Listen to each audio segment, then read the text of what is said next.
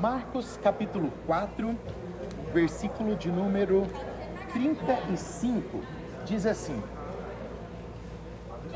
Ao anoitecer, Jesus disse aos seus discípulos: vamos atravessar para o outro lado do mar? Com ele a bordo, partiram e deixaram a multidão para trás, embora outros barcos o seguissem. Logo, uma forte tempestade se levantou, as ondas arrebentavam sobre o barco, que começou a encher-se de água. Jesus dormia na parte de trás do barco com a cabeça numa almofada. Os discípulos o acordaram dizendo: Mestre, vamos morrer, o Senhor não se importa?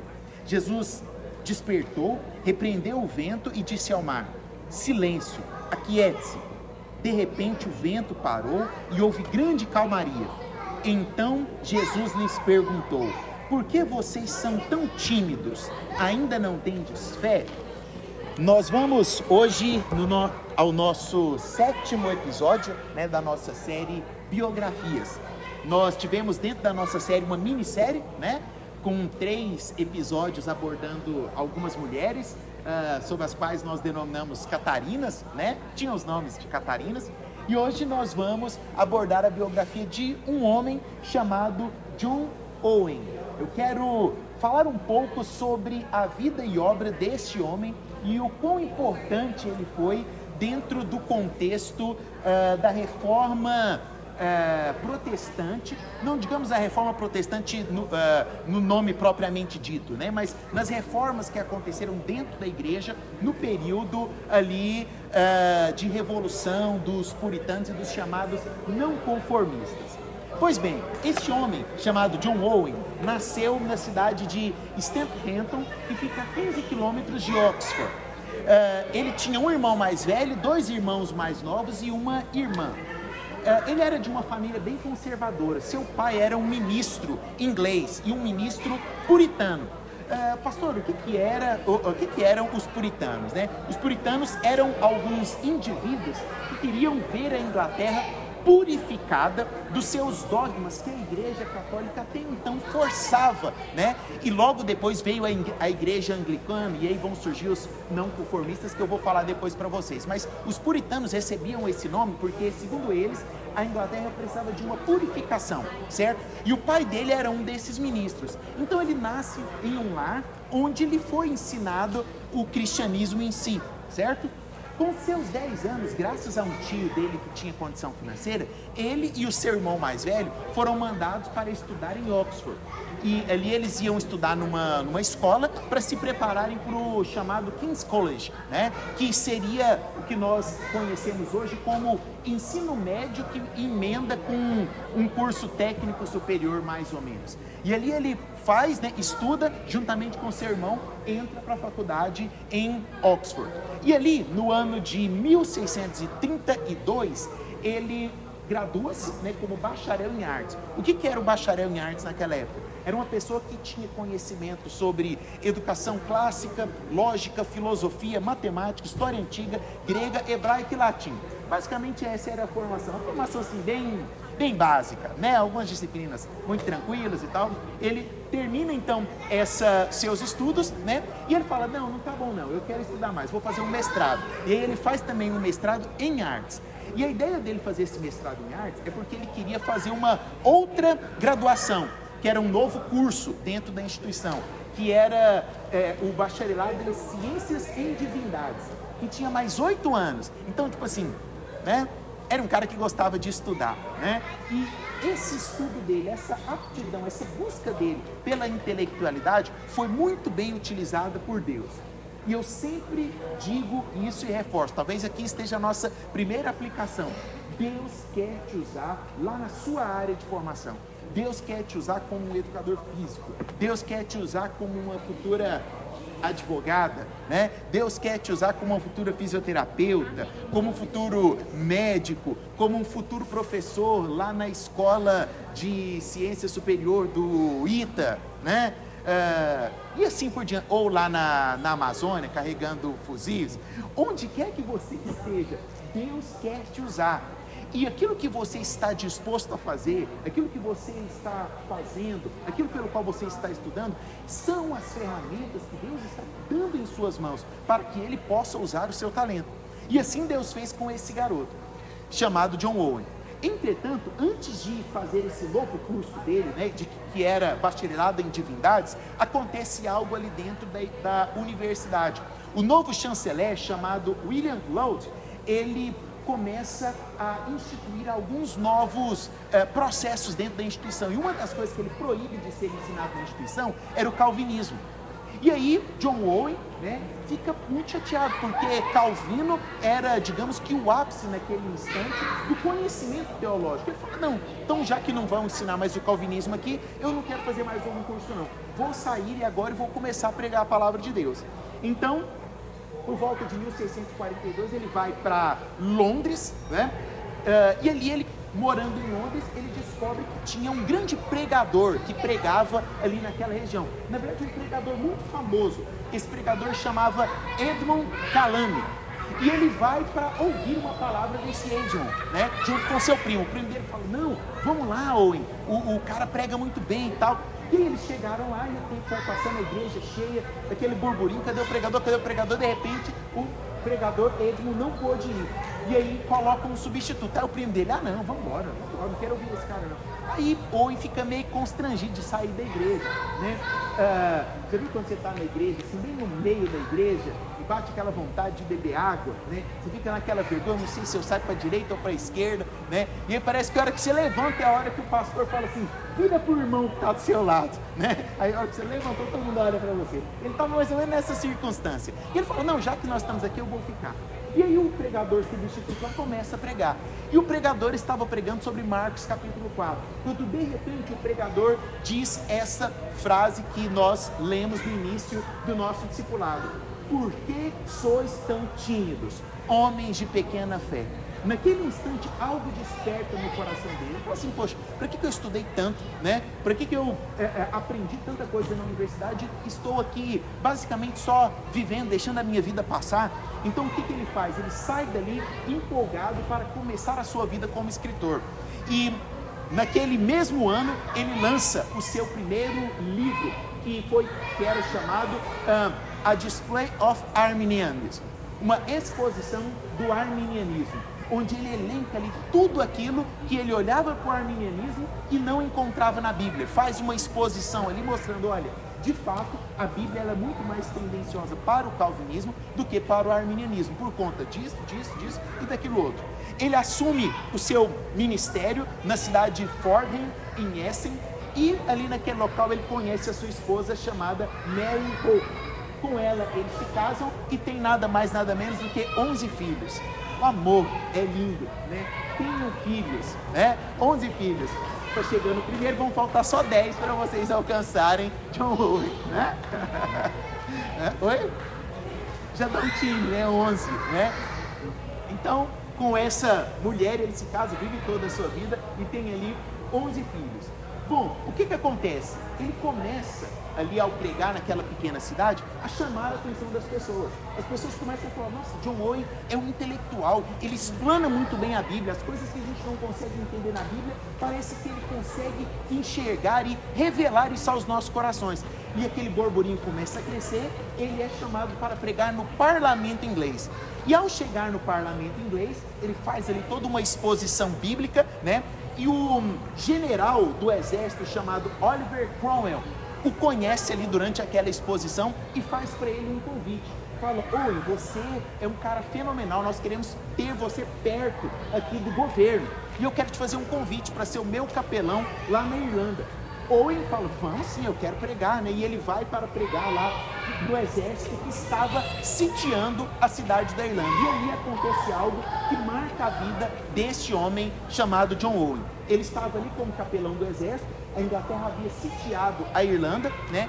E Cromwell, como um líder do exército muito maligno, talvez, né? Sem nenhuma explicação, ele autoriza o exército a entrar na cidade e a exterminar todos os civis para que eles pudessem levantar a bandeira da Inglaterra ali dentro da Irlanda, né? Algo mais ou menos, a história se repete, né? Talvez você tenha visto isso nos últimos noticiários. A diferença é que um é um tal de Putin e outro Zelensky, né? Mais ou menos nessa proporção. E Owen sai dali abismado com aquilo que ele enxerga, aquela matança.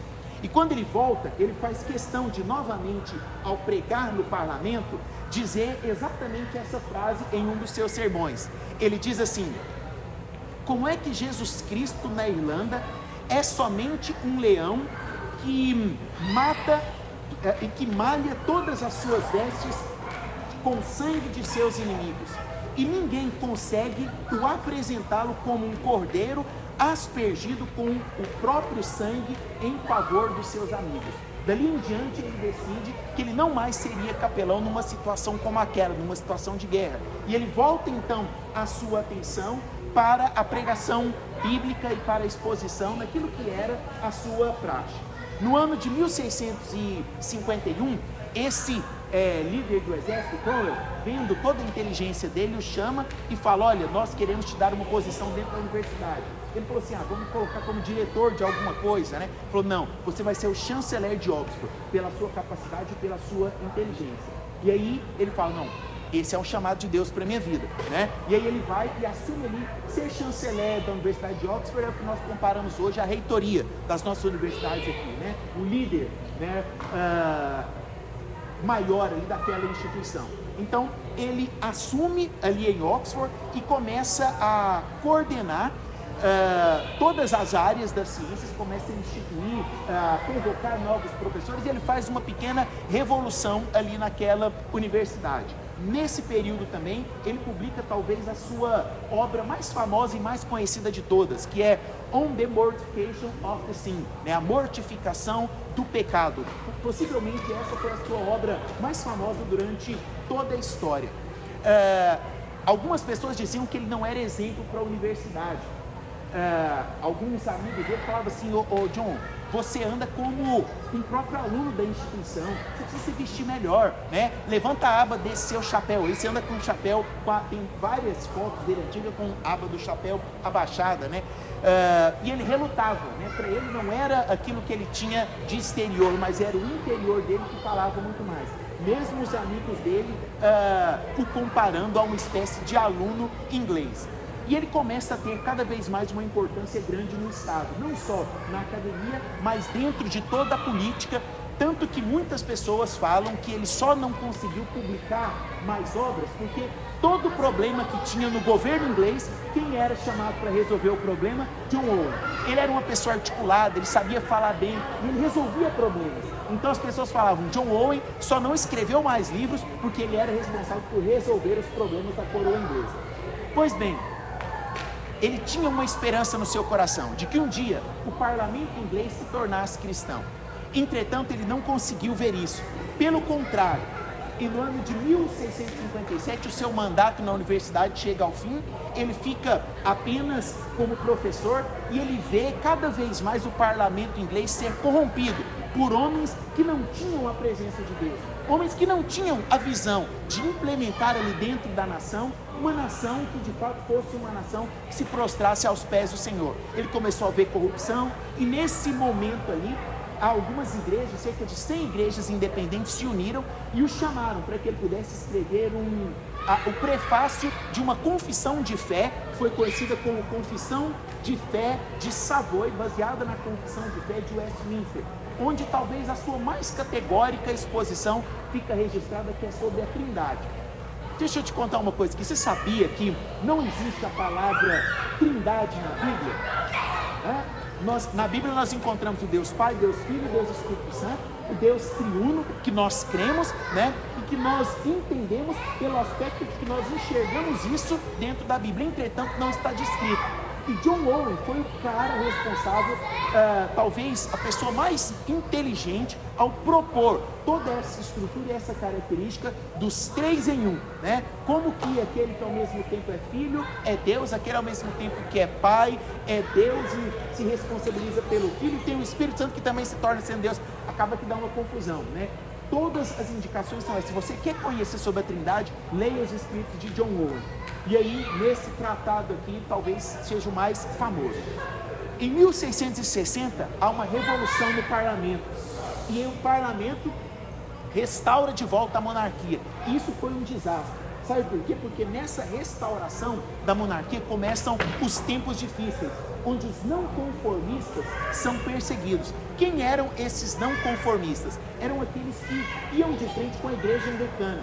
A igreja anglicana tinha muitos preceitos baseados no catolicismo, né? A forma do culto na igreja anglicana, a devoção e alguns erros teológicos. E tinha algumas pessoas que não se conformavam com aquela autoridade da igreja anglicana, eram chamados não conformistas. Sabe o que o parlamento faz? Proíbe todos esses homens de dirigirem a igreja, proíbem todos esses homens de fazerem reuniões e de obterem cargos públicos. Então, John Owen é excomungado da própria universidade onde ele trabalhava.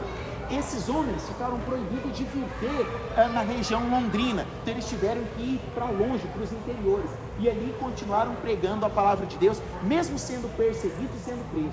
John Owen teve uma característica de que, mesmo sendo sempre perseguido e fugindo nas regiões interioranas, ele nunca chegou a ser preso, mas por muito tempo ele passou por necessidades.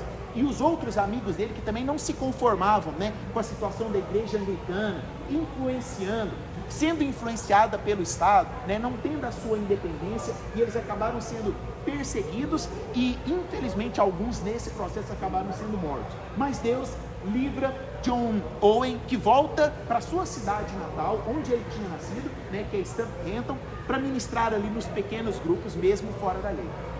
No ano de 1665, institui-se a peste negra. Cerca de 15% da população da Inglaterra é morta nessa época. E um ano depois, acontece o grande incêndio em Londres. Talvez seja o período mais tenso e crítico da história do povo inglês. Primeiro a peste negra, que vem para matar 15%, é muita gente, né? Se 15% das pessoas do Brasil tivessem morrido na peste que nós tivemos agora, nós teríamos mais ou menos a noção do que é isso, né? Logo depois, um grande incêndio que praticamente acabou, devastou com a cidade de Londres. Algumas pessoas falaram: isso é a mão de Deus que está pesando por vocês terem excomungado os não conformistas, né?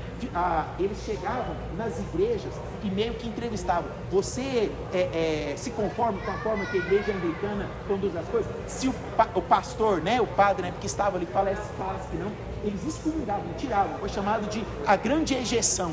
Arrancaram mesmo e colocaram outras pessoas em seus lugares. Nesse período, né, John Owen aproveita toda essa circunstância. No meio da peste, no meio do incêndio, no meio do fogo, John Owen levanta a voz e fala assim: cadê os meus amigos que são puritanos como eu? Nós precisamos ajudar o povo, nós precisamos servir as pessoas, nós precisamos pregar a palavra de Deus. E eles começam a pregar o evangelho, a ajudar as pessoas e a servir as pessoas. No momento de crise, sabe o que eu aprendo com isso? Os nossos momentos de crise não são para o nosso desespero. Se você está passando por um momento de dificuldade lá na sua casa, um momento de angústia, sabe? Todo momento de angústia tem um grande aprendizado para você. Sabe por que às vezes a Bíblia fala que o Salomão, né, fala que é melhor uma casa onde há tristeza do que uma casa onde há festa? Sabe por quê? Porque quando nós aprendemos a passar pela tristeza, nós nos tornamos grandes homens. Vocês se tornam grandes mulheres. Porque são nesses momentos de aflição e de dificuldade que nós extraímos os maiores aprendizados da nossa vida. John Owen, nesse período de crise do país, ele começa a ajudar todas as pessoas e pregar novamente o evangelho, assim como ele pregava. Certa vez, o rei chegou para Owen e fez uma pergunta para ele. Falou assim: Owen, por que você se parece tanto como um latoeiro? Latoeiro era como se fosse, sabe esse catador de latinha hoje? Né? O rei vira para ele e fala assim: Owen, se esse cara inteligente que você é, por que você se parece tanto com um latoeiro inculto como aquele tal de Bunyan? Owen vira para o rei e responde assim: pudesse eu ter a habilidade de pregação do latoeiro que você menciona, eu alegremente abriria mão de todo o meu conhecimento. Você sabe quem que era Bunyan? Que o rei estava falando aqui? Nada mais, nada menos que o escritor do livro mais conhecido da história da igreja, O Peregrino. E sabe o que eu descobri? Aí, assim, ó, bastidores, você não vai acreditar. John Bunyan era uma pessoa que não se vestia muito bem, né? Não se importava muito com riquezas, e por isso o rei o chamava de catador de latinhas, né? Ou seja, ele não era uma pessoa influente. John Owen era influente. John Owen era um professor de Oxford, um cara intelectual. Sabe o que ele faz? Ele chama um amigo dele que era chamado Nathanael Pander. Sabe quem que era Nathanael Pander? Nathanael Pander era o maior editor da Inglaterra naquela época. Ele chama ele e fala assim: tem um livro que eu quero que você publique. Esse livro ainda vai ser conhecido no mundo inteiro. Sabe de qual livro que ele estava falando? O Peregrino. E ele dá na mão do editor e fala assim: esse livro aqui é do John Bunyan, né? E aí ele faz, logicamente estabelece uma grande amizade com o John Bunyan, e pelo resto da vida dele ele chama John Bunyan, sempre quando eles vão se corresponder, meu latoeiro pregador, aqui vos escreve John Bunyan, né? Ou seja, na sua capacidade, naquilo que ele tinha de bom. Poxa, John Bunyan era um cara muito inteligente, ele não precisava ir momental, ele tinha as publicações dele, mas ele entendeu que havia algo de especial na vida daquele outro homem, e ele pega aquele livro e põe na mão. Sabe o que eu aprendo com isso? Não se faça de arrogado. Sempre que você puder ajudar alguém, ajude. Sempre que você puder cooperar com alguém, coopere. Tem alguém precisando da sua ajuda, tem alguém precisando do seu talento, tem alguém precisando daquilo que só você sabe fazer, e você pode ajudar alguém. Coloque um objetivo de vida: ajudar alguém, ajudar uma pessoa por semana, ajudar uma pessoa por mês. Existem pessoas que precisam de algo que só você pode fazer, assim como o Owen fez. Hoje nós conhecemos o Peregrino, e o Peregrino se tornou nada mais, nada menos que o maior livro da história. Quem já leu o Peregrino aqui? Quem está lendo o Peregrino? As meninas, né? Vocês vão ler o Peregrino e depois a Peregrina, né? Excelente leitura.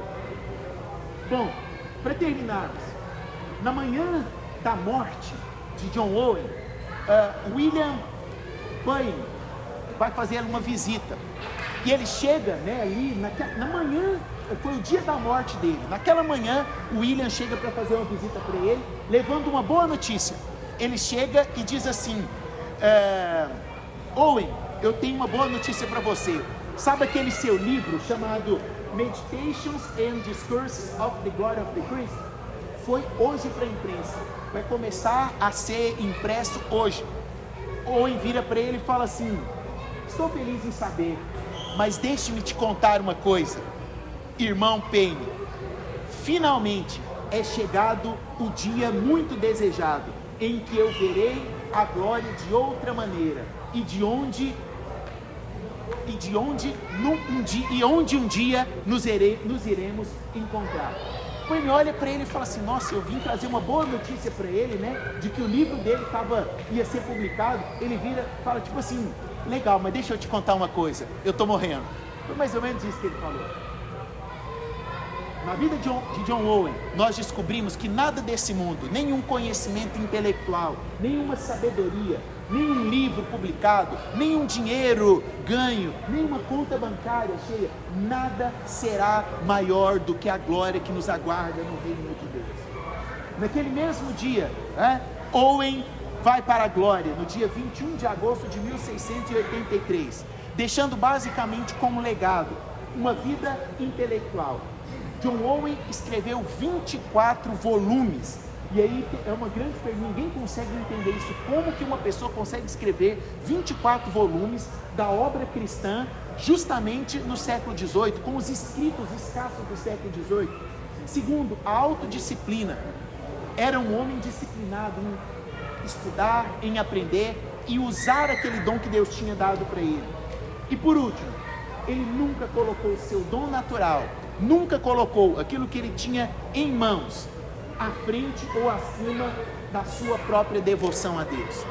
A sua vida, ela é conhecida como uma vida de um grande intelectual, sim. Poxa, foi nada mais nada menos que reitor em Oxford. Mas muito mais do que a sua reitoria em Oxford, ele é conhecido pela forma com a qual ele prezou pelo Evangelho de Deus, a forma com a qual ele prezou pelas coisas de Deus. Que essa seja a nossa vida, que este seja o nosso legado, que você tenha um legado de intelectualidade. Estude bastante para ser um juiz, estude bastante para fazer um mestrado, estude bastante para fazer meu sonho é fazer um doutorado um dia, sabe? Estude bastante, faça um doutorado, né? Faça um PhD se você tiver oportunidade. Meu sonho um dia é fazer um PhD, né? Faça. Se Deus te der a oportunidade de estudar fora, vai, estude, né? Faça network, conquiste isso, mas nunca coloque isso acima daquilo que Deus um dia deu para você. Eu vou te contar uma coisa que eu fiz para nós terminarmos. Eu tenho as minhas pastas de certificados e diplomas, e eu tinha uma mesa no meu quarto, que é eu tenho a mesa de estudo, né? Uma outra mesa que é a minha mesa principal, e nela eu deixava ali essa minha pasta, que é: se alguém entrar na minha casa, pode levar o meu Mac, pode levar meu carro, só não leve essa pasta. Ela ficava ali, porque lá está o meu diploma de graduação, de pós-graduação, de mestrado, doutorado, está o meu certificado de MBA, o meu pós-doc lá na Alemanha, está tudo lá dentro dessa pasta, tudo lá bonitinho lá. O último certificado que eu fiz lá, que eu coloquei lá, foi o meu terceiro pós-doc. Aí quando eu coloquei lá, um dia eu falei assim: tem alguma coisa errada aqui.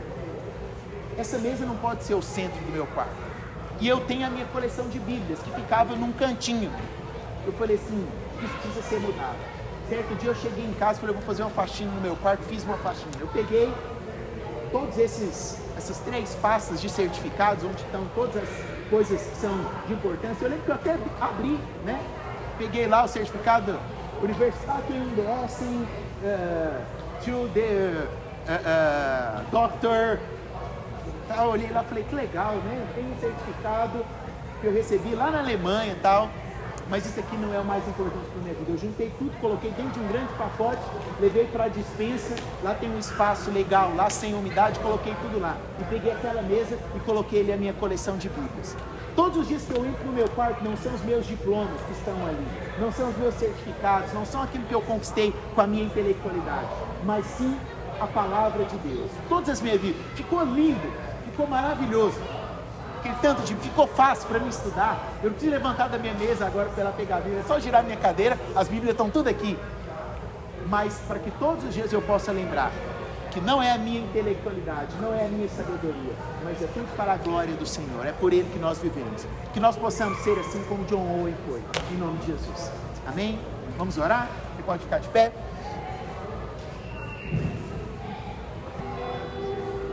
Senhor, nós te louvamos pela Tua graça manifesta a nós. Obrigado por esse aprendizado.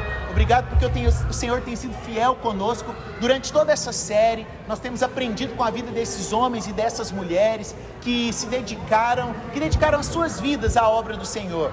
Nós cremos que da mesma forma o Senhor tem algo muito especial para nós. Nós queremos sim aprender, ó Deus, as ciências humanas, as ciências exatas, ó Deus, as ciências médicas, mas, ó Deus, todo o nosso intelecto nós colocamos debaixo de Tuas mãos, porque nós cremos, Pai querido, que nada do que somos seria alguma coisa sem Ti. Nós te louvamos nessa noite. Obrigado porque o Senhor tem falado conosco nessa série e que o Senhor continue a falar conosco. Esse é o desejo do nosso coração, em nome de Cristo Jesus, o Nazareno.